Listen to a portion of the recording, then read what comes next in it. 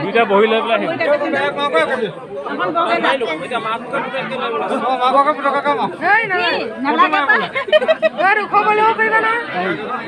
Guys আজি আমাৰ এয়া ভাওনা চলি আছে আপোনালোকে চাওক গাইস এয়া ভাওনা এয়া মেকআপ কৰি আছো আমি এয়া মেকআপ ভাওনা তো চাই থাকো সকলো দেখাই আছো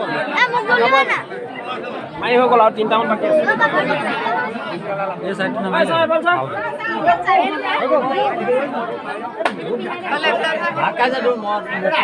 তো এফালে আমাৰ বাস্তৱ আছে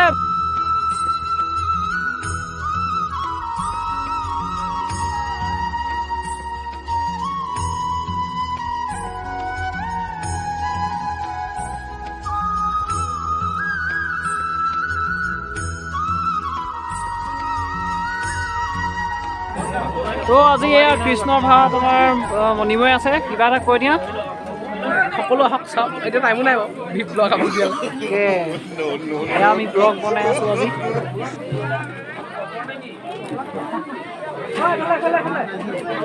যোনসকল আহিব নোৱাৰিলে আমাৰ প্ৰাঞ্জিতা ব্লগত সকলোৱে চাই থাকিব বৰুৱা কভাৰ কৰিবনে কৰিব অকণ আগলৈ নিব লাগিছিলে নেকি আৰু আগলৈ দিয়া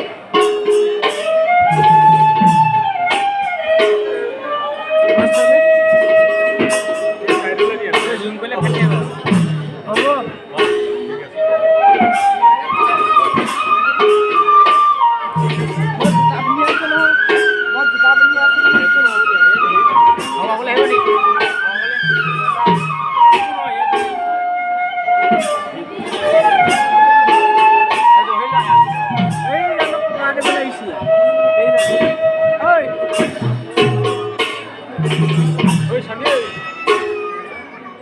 এই জানো পটা দিয়া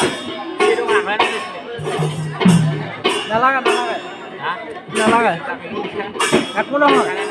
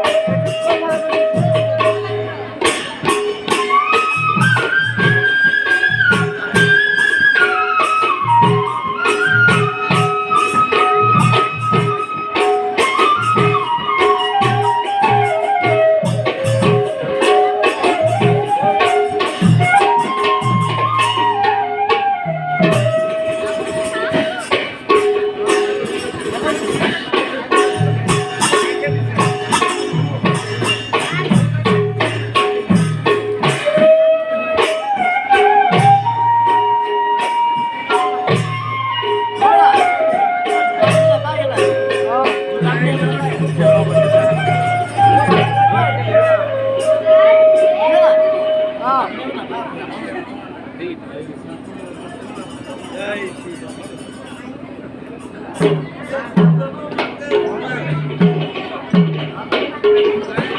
subscribe cho kênh Ghiền Mì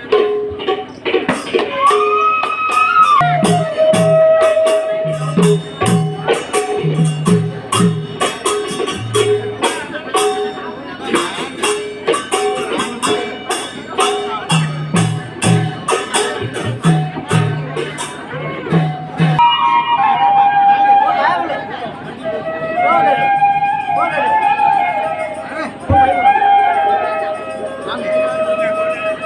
lỡ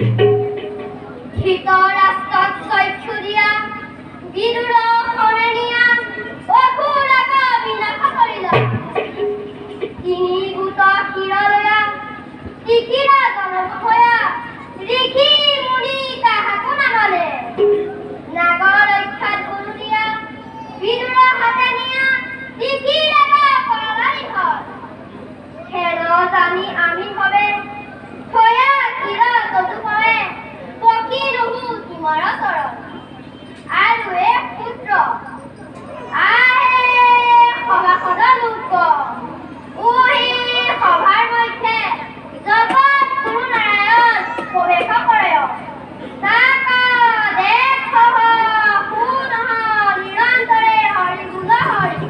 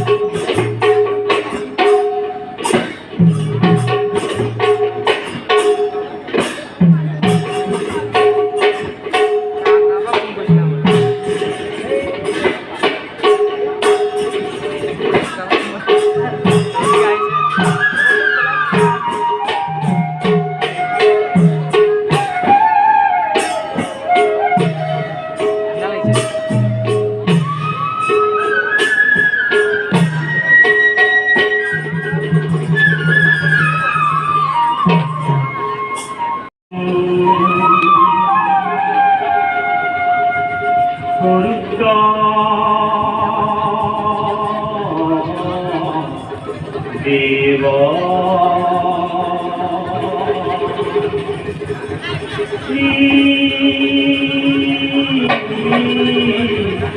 Narayan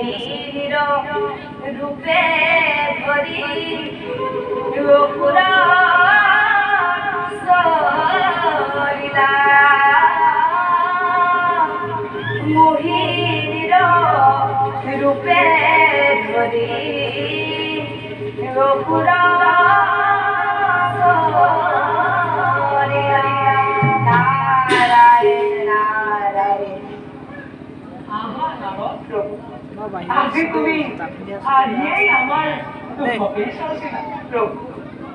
যি দেখা হৈছে তাকেহে কোৱা হৈছে। দুখ হলে ক্ষমান্তজনে নিশ্চয় ক্ষমিব। পিছে প্ৰভু যি কৰা হ'ল সেয়া জানো উচিত হ'ল প্ৰভু? উচিত অনুচিতৰ কথা নাহে আৰু প্ৰভু। যি যিহকে বিচাৰে আমি তাকেইহে দিব পাৰোঁ প্ৰভু। মহাপবিত্ৰ মনসদন অসুৰে যে অমৃত বিচৰা নাছিল বুলি আপুনি কেনেকৈ জানিলে প্ৰভু? যদি অমৃতেই বিচাৰিছিল তেন্তে আমাৰ নাৰীৰ ৰূপ দেখি মুগল কিয়? নাৰায়ণ নাৰায়ণ, ঈশ্বৰে যদি নাৰীৰ ৰূপত মোক যায় তেনেহলে সেই অসুৰ নাযাব প্ৰভু। তাৰ অৰ্থ অৰ্থ অতি পৰিষ্কাৰ। অসুৰক বহিবলৈ এই নাৰীৰ ৰূপ ধৰাৰ পৰিৱৰ্তে অন্য ৰূপ ল'ব পাৰিলেহেঁতেন। আচলতে আপোনাৰ নিজৰে এই নাৰীৰ প্ৰতি দুৰ্বলতা আছে প্ৰভু। আচল কথা সেয়া নহয় ন প্ৰভু। আমাৰ উদ্দেশ্য বেলেগ। আমি সংঘৰ্ষ শেষতো নিবিচাৰো প্ৰভু। সংঘৰ্ষৰ মাজেদি নতুন সৃষ্টি হোৱাটোহে আমি বাঞ্ছা কৰোঁ। দেৱতা আৰু অসুৰ উভয়ে অমৃতত কৰা হলে সংঘৰ্ষ শেষ হৈ গ'লহেঁতেন। এতিয়া অনন্ত কাললৈ সংঘৰ্ষ চলি থাকিব আৰু আমিও অনন্ত কাললৈ সৃষ্টি কৰিয়েই থাকিব পাৰিম। প্ৰভু আপোনাৰ এই মোহিনী ৰূপে সেই অসুৰকহে বহিব পাৰিব। দেৱতা বদলত কিন্তু স্পৰ্শই কৰিব নোৱাৰে প্ৰভু। আচল কথা সেয়া নহয় ন প্ৰভু। আমাৰ নাৰী মূৰ্তি আমাৰেই মায়া শক্তি। ঈশ্বৰৰ মায়াৰ পৰা ৰক্ষা পাব পৰা শক্তি এই পৃথিৱীত কাৰোৱেই নাই প্ৰভু। দেৱাদিদেৱ মহাদেৱৰো নাইনে? তাৰ প্ৰমাণ তুমি চাব পাৰা না? নাৰায়ণ নাৰায়ণ, তেন্তে সেই হওক প্ৰভু। নাই নালাগে ন প্ৰভু। ঈশ্বৰৰ মাজত মুখ এখন লগাই তুমি ৰং চাব নালাগে প্ৰভু। এই নাৰদৰটো কামেই সেয়া। হয় প্ৰভু, এই নাৰদৰটো কামেই সেয়া। তেন্তে প্ৰভু মই এতিয়া আহিম। গোবিন্দ গোবিন্দ গোবিন্দ গোবিন্দ, হে গোবিন্দ ৰাম মুৰাৰি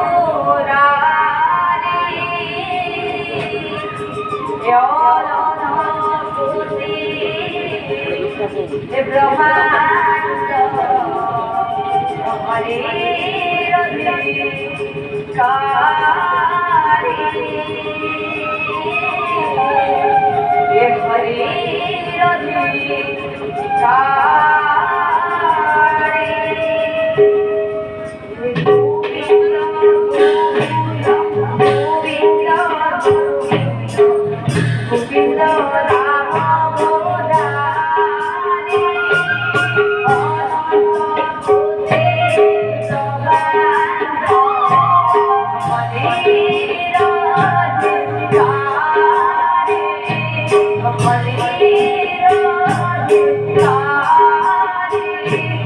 হৰে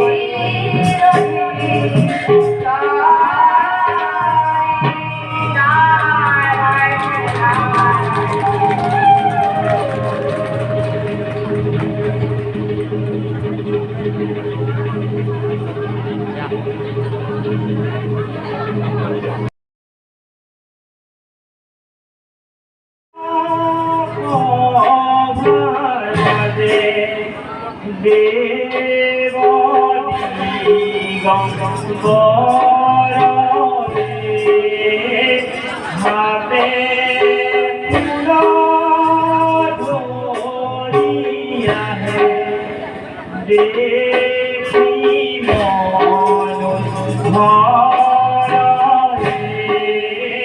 হাতে পুনৰ ধৰিলেহে দেখি মন হৰয়ে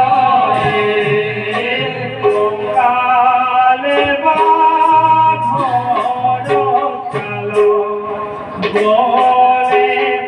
বলে মালায়ে ৰাম হৰি ৰাম হৰি ভোলা পৰ্ব জয়ে ৰাম হৰি ৰাম হৰি ভোলা পৰ্ব জয়ে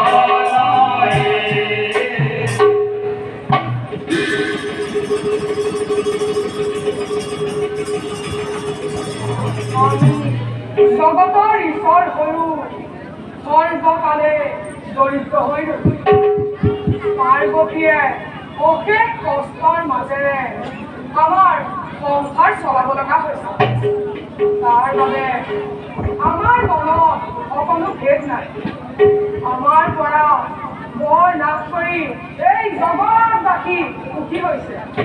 তাতে আমাৰ পৰমানন্দ আমাৰ মোহ নাই।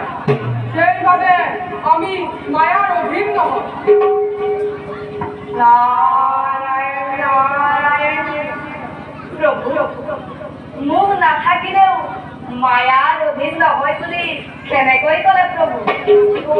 নাৰায়ণ প্ৰভু আমাক জানো কেতিয়াবা মায়াৰ বন্ধনত পৰা দেখিছা? প্ৰভু আপুনি মায়াৰ সন্মুখীনে হোৱা নাই, সেই বন্ধনত আকৌ কৰিব কেনেকৈ প্ৰভু? তুমি কাৰ মায়াৰ কথা কৈছা নাৰদ? প্ৰভু বিষ্ণুৰ মায়াৰ কথা কৈছোঁ। যি নাৰায়ণ বিষ্ণুৱে মোহিনী ৰূপ ধৰি অসুৰক অমৃত নোৱাৰ পৰা বঞ্চিত কৰিলে, সেই মায়াময় মোহিনী ৰূপ জানো আপুনি দেখিছে প্ৰভু? নাৰায়ণে মোহিনীৰ ৰূপ ধৰিলে? হয় প্ৰভু। ভালকৈ বুজাই কোৱাচোন নাৰদ। প্ৰভু সমুদ্ৰ মন্থনত যেতিয়া অমৃত উদ্ধাৰ হ'ল, তেতিয়া অসুৰক বঞ্চিত কৰিবৰ বাবে নাৰায়ণে মোহিনী ৰূপ ধৰিলে। আৰু সেই ৰূপত ভুল গৈ থাকোঁতেই অসুৰক বঞ্চিত কৰি দেৱতাই অমৃত পান কৰি গুচি গ'ল প্ৰভু। সঁচা প্ৰভু। সঁচা হ'লেও সেই মায়ে আমাক স্পৰ্শই কৰিব নোৱাৰে। নাৰায়ণ নাৰায়ণ কথা আৰু কামৰ মাজত অদেশ সময়ত সম্পৰ্ক নাথাকিব পাৰে প্ৰভু। মই জিতেন্দ্ৰ নাৰদ প্ৰভু মই কামদেৱক ভস্ম কৰি থৈছো। নাৰায়ণ বিষ্ণুৰ মায়ে মোক একো কৰিব নোৱাৰে। মই আজিয়ে নাৰায়ণ বিষ্ণুৰ কাষলৈ গৈ অকণো বিচলিত নোহোৱাকৈ তেওঁ মায়াময় ৰূপ দৰ্শন কৰি নাৰায়ণ নাৰায়ণ তেন্তে সেই হওক প্ৰভু, ময়ো এতিয়া আহিলো। এ হৰি ভকতি নাজানো, এ তোমাৰ মহিমা নুবুজো, এ নাজানো সেৱা এ হৰি হে ভৱ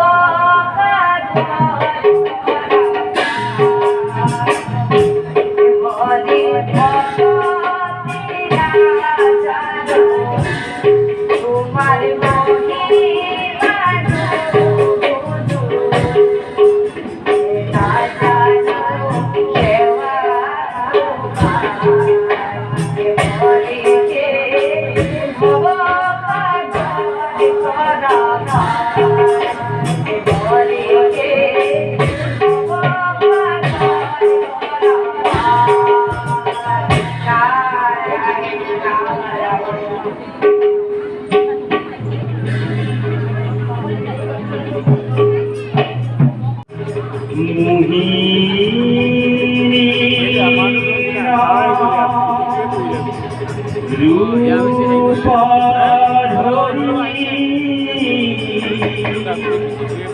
দেব নারায়ণ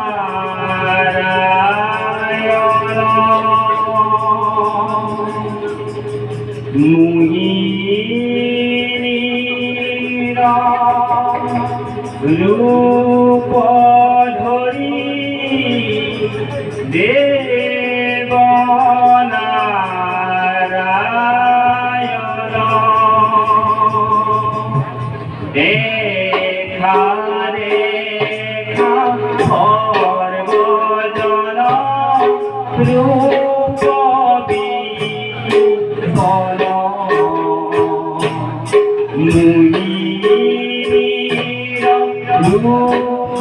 ধরি দেব নারায়ণ মুনির রূপ ধরি দেব নারায়ণ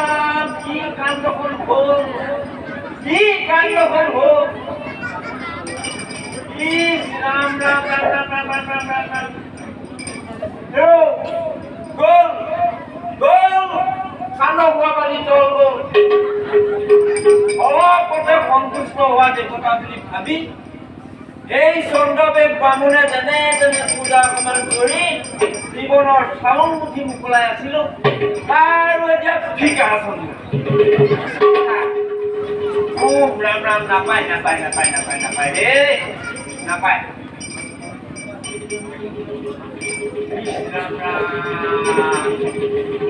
এতিয়ানো প্ৰভুৱে এই সুন্দৰীৰ পাছে পাছে দৌৰি ফুৰিব লাগে নে নাপায় নাপায় নাপায়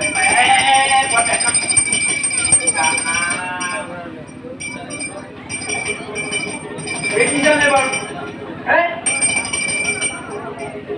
ডিঙিত নাই সৰ্পমালা হাতত নাই ডমৰু হাতত নাই ত্ৰিশূল গাত নাই বাঘৰ ছাল তেনে একেবাৰে দিগম্বৰডাল হৈ আহা পানেশ্বৰী বুলি একেবাৰে গোটেই পৰ্বত সাগৰ একাকাৰ ৰাম ৰাম ৰাম ৰাম ৰাম ৰাম নাপায় নাপায় এনেকুৱা কেতিয়াও কৰিব নাপায় দেই নাই এই কথাই কথা যেনে তেনে ভালকে পূজা ভাগ কৰি প্ৰভুক আগৰ ৰাস্তালৈ ঘূৰাব লাগে নহ'লে এই বামুণৰ জীৱন শেষ হয় হয় হয় হয় কিবা নহ'ব কৃষ্ণ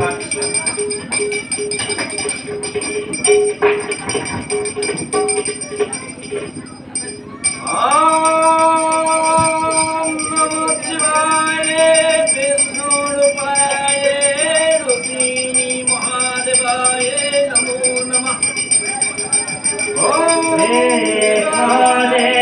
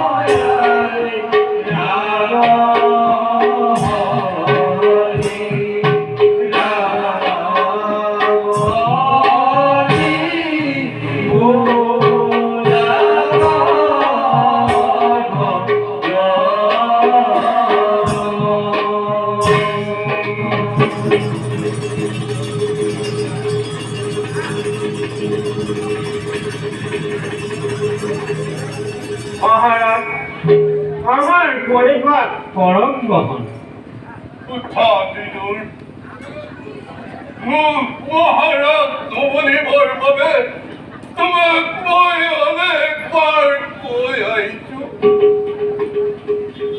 তথাপিও তুমি মোক মহাৰাজ বুলি কৈছা যাৰ দৃষ্টিশক্তিয়েই নাই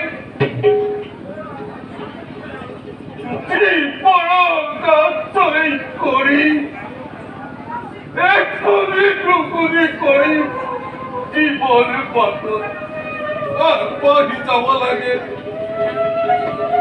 তেনে চলক মহাৰাজ তোমাৰ কোনো কাৰণ নাই বিদুৰ কোনো কাৰণ নাই বিদুৰ ৰাজ সিংহাসনত বহিলেও মই ৰজা নহয় ৰাজদণ্ড হাতত থাকিব মোৰ শাসন কৰা ক্ষমতা নাই বিদুৰ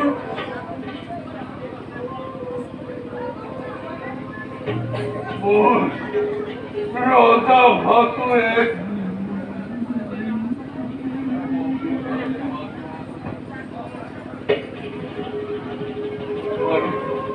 আৰু জানা বিদুৰ আপোনাৰ দুখ আমাৰ আগত নিবেদন কৰক মহাৰাজ মই ৰজা হৈ কি বিজয়ৰ কাৰণতে ওলাই যাব নোৱাৰিলো পিতামহসকলে এৰি যোৱা ৰাজ্যৰ চাৰি সীমালৈ বৃদ্ধি কৰিব নোৱাৰিলো বিস্মৃতিৰ বুকুত সৰু বংশৰ অস্তিত্ব আমাৰ বাবে বিনষ্ট হ'ব ধৰিছে ইয়াতকৈ আৰু দুখৰ কথা কি হ'ব পাৰে মই আপোনাৰ অন্তৰৰ কথা সকলো বুজিছো দাসী পুত্ৰ হলেও আপুনি মোক ভাতৃৰ স্নেহ প্ৰদান কৰি আহিছে পৃথিৱীত দিগ্বিজয়ৰ বাবে মই যাত্ৰা কৰিম পৃথিৱীত দিগ্বিজয়ৰ প্ৰবল ধুমুহা বোৱাই দিম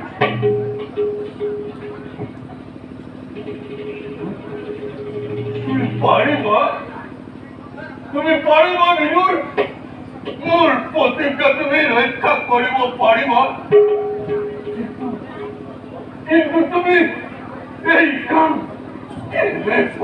কৰিবা বিদুৰ মই আজি এই অনন্ত নাৰায়ণক সন্তুষ্ট কৰি বৰ লাভ কৰিবলৈ তপস্যাৰ কাৰণে অৰণ্যলৈ যাত্ৰা কৰিম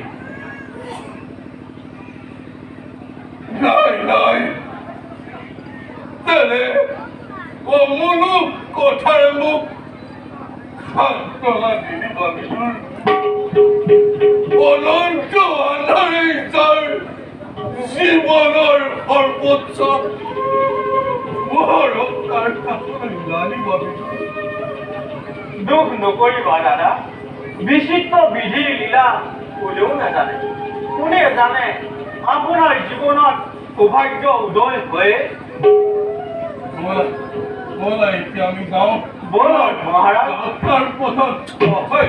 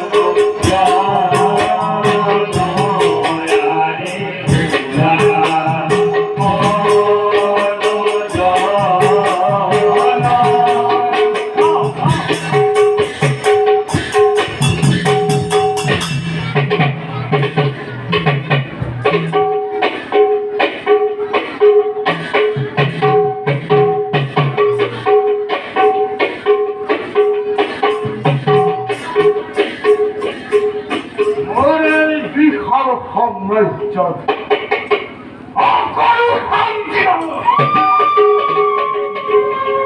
ইয়াৰ কাৰণ কি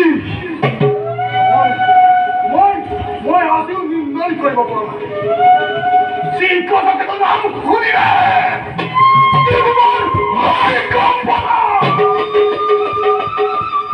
আৰু যি গজকেতু পুত্ৰ ইন্দ্ৰকেতু আৰু সিংহকেতু নাম শুনিলে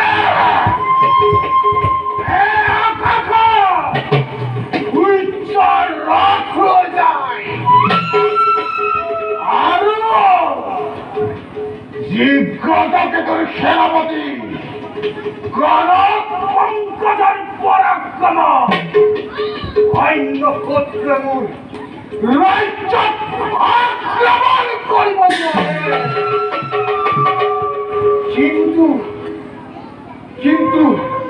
কিন্তু সকলো থাকিও আজি গজকেতুৰ একো নাই।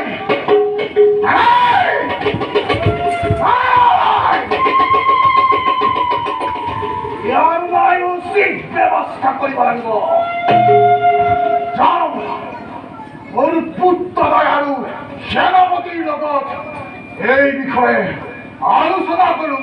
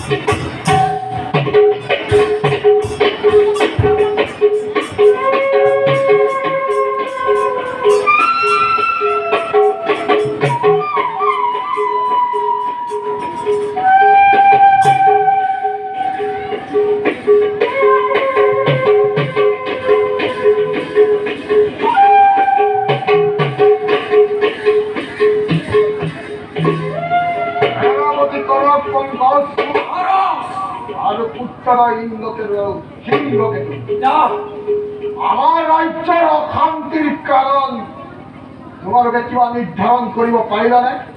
নাই মহাৰাজ, অশেষ চেষ্টা কৰিও ৰাজ্যত ঘটি থকা অলৌকিক কাৰ্যবোৰৰ কাৰণ নিৰ্ধাৰণ কৰিব পৰা নাই। দেৱতা মধ্য মানৱ আৰু পাতাল নাগগণৰ এনে কোনো শক্তি নাই যাৰ ফলত আমাৰ ৰাজ্যত অবিৰতভাৱে অঘটন ঘটিব লাগিছে। ৰাজ্য চৌদিশে ঘূৰি একো নিবাৰণ কৰিব নোৱাৰিলে। আৰু তুমি সিংহকেতু এই ক্ষেত্ৰত ময়ো আপোনাক একো সহায় কৰিব নোৱাৰিম পিতৃদেৱ। অশান্তিৰ কাৰণ বিচাৰি যেতিয়াই যলৈকে গৈছো তেতিয়াই নতুন নতুন অশান্তিৰ অভিজ্ঞতাহে লাভ কৰিছো। ক'ৰবাত হঠাৎ জুই লাগিছে, অনাবৃষ্টিয়ে দুৰ্ভিক্ষৰ সৃষ্টি কৰিছে, প্ৰবল মহামাৰীয়ে হাজাৰ হাজাৰ প্ৰজাৰ মৃত্যু ঘটাইছে, আৰু ক'ত কি যে ঘটনা ঘটিব লাগিছে।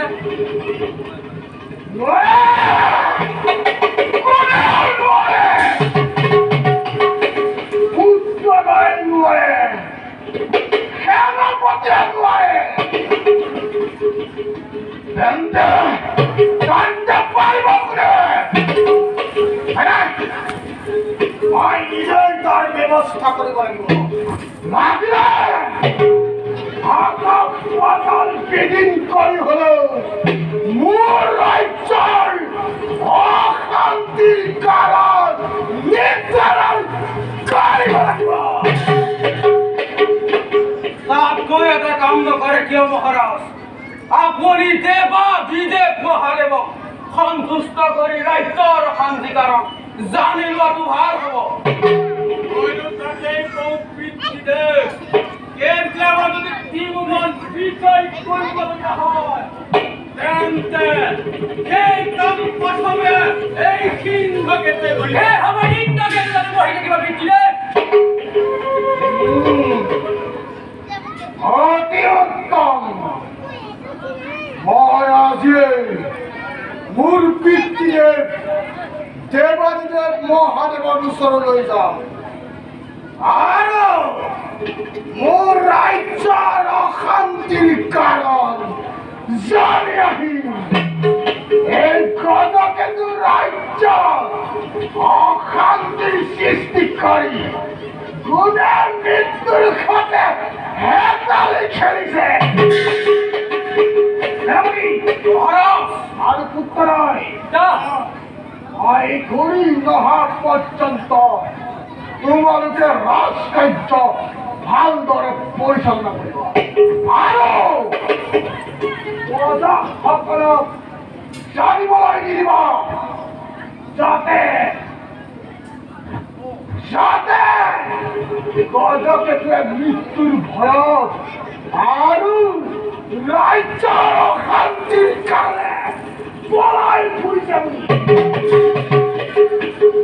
সেনাপতি আৰু যুৱৰাজসকল থাকোঁতে যদি ৰজাই ৰাজ্যৰ কাৰণে চিন্তা কৰিব লগা হয় তেন্তে এই সেনাপতি আৰু যুৱৰাজসকলৰ প্ৰয়োজন কি মহাৰাজ আপুনি নিশ্চিন্তে যাত্ৰা কৰক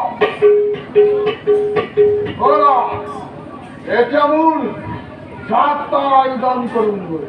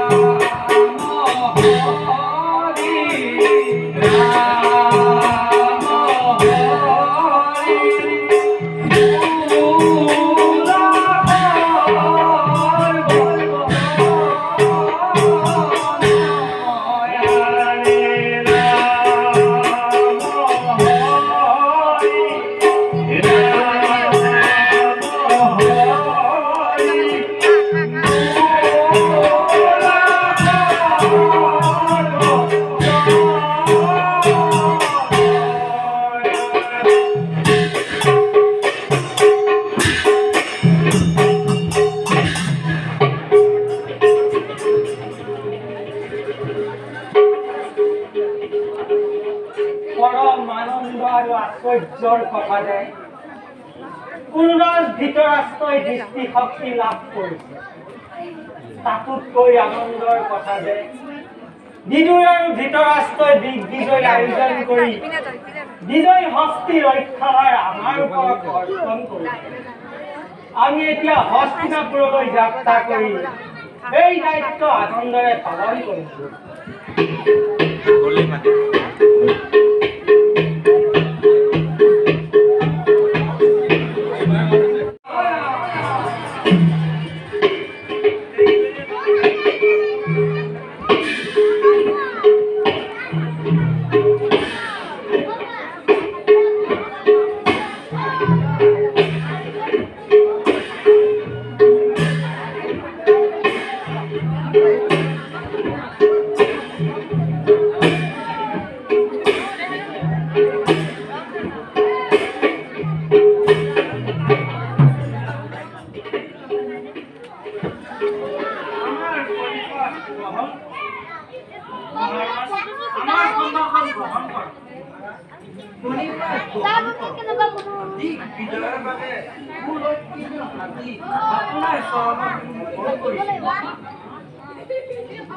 মিত্ৰসকল, আপোনালোকক লগ পাই মই পৰম আনন্দিত হৈছো। ভাই বিদুৰ, তুমি হাতীৰ কপালত জয়পত্ৰ অলংকৃত কৰা। ভাল মহাৰাজ।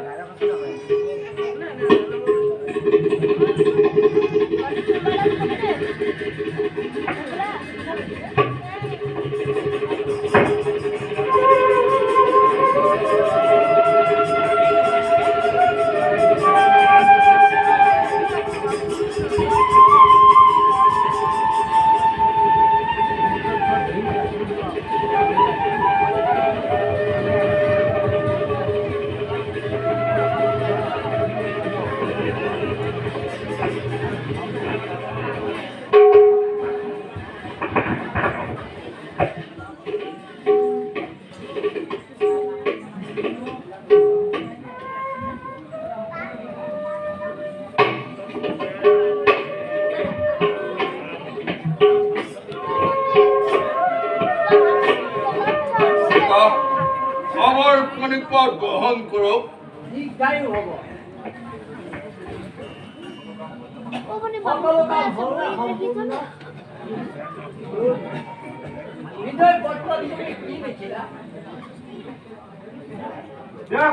প্ৰবল প্ৰতাপী ধৃতৰাষ্ট্ৰই দিগ্বিজয়ৰ বাবে ভাতৃ বিদুৰ আৰু গান্ধাৰ প্ৰমুখে মিত্ৰ ৰজাসকলক লৈ যাত্ৰা আৰম্ভ কৰিছে। যিসকল ৰজাই কোনো বাধা প্ৰদান নকৰাকৈ ৰজা সম্ভাৱন জনাব, সেই সকলৰ লগত মিত্ৰতা স্থাপন কৰিব। যদি কোনোবাই বাধা প্ৰদান কৰে তেন্তে তেওঁ নিজ শক্তি সামৰ্থ্যৰে ধৃতৰাষ্ট্ৰৰ লগত যুদ্ধ কৰিব লাগিব। জয় মহাৰাজ ধৃতৰাষ্ট্ৰ কি জয়, মহাবীৰ কি জয়, মহাবীৰ কি জয়।